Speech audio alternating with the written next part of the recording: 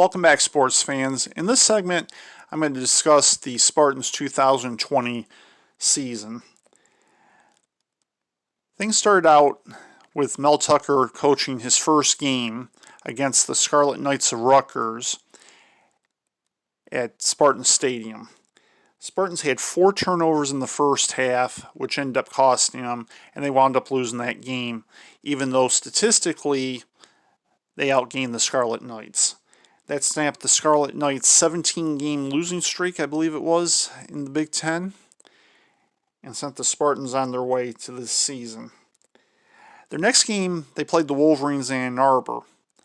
Wolverines were coming off a win against the Golden Gophers, and as I'd mentioned, the Spartans were coming off the aforementioned loss. In that game, the Spartans, though outgained by the Wolverines in total yards, rushing yards, and passing yards, never trailed the Wolverines and ended up winning the game 27-24. Next game was against the Hawkeyes at Kinnick Stadium. They were down 35-0 at halftime and wound up losing 42-7, which wound up being one of their worst defeats, and if I recall correctly, their worst defeat at Kinnick Stadium. Next game was against the Hoosiers, who were undefeated in the Big Ten. They wound up doing much the same as they did against the Scarlet Knights in their first home game and wound up losing the game 24-0. And that was their first shutout in quite a while. Their next game against the Terrapins was canceled, because of coronavirus outbreak among the Terrapins football team. But then after that, they hosted the Northwestern Wildcats, who were ranked 8th at the time, and wound up with a late touchdown, winning the game and upsetting them. And that was the highest seeded team they had beaten in some time, the first time that they beat the Wildcats in East Lansing since 1999, if I recall correctly. Next game was against the Buckeyes, again at Spartan Stadium. Buckeyes set plenty of records in the game, including points scored and margin of victory over the Spartans in East Lansing en route to their 52-12 win. The one highlight for the Spartans was Peyton Thorne, who completed his first 15 passes before the Buckeyes intercepted him on his 16th pass of the game.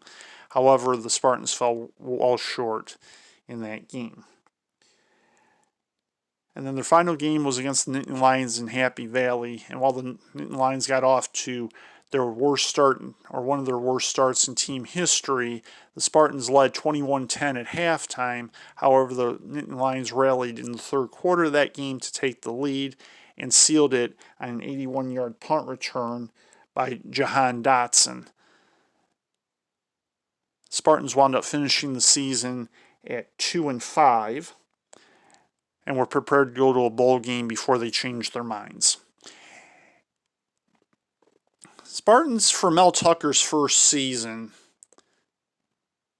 not too bad. I mean, they had the signature win over the Wolverines.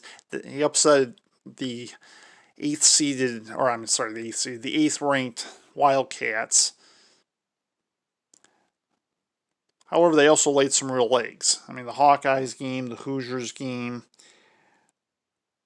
Though the Buckeyes were shorthanded, I thought they'd play a better game against them, but Buckeyes still ran for over 200 yards against them in that game.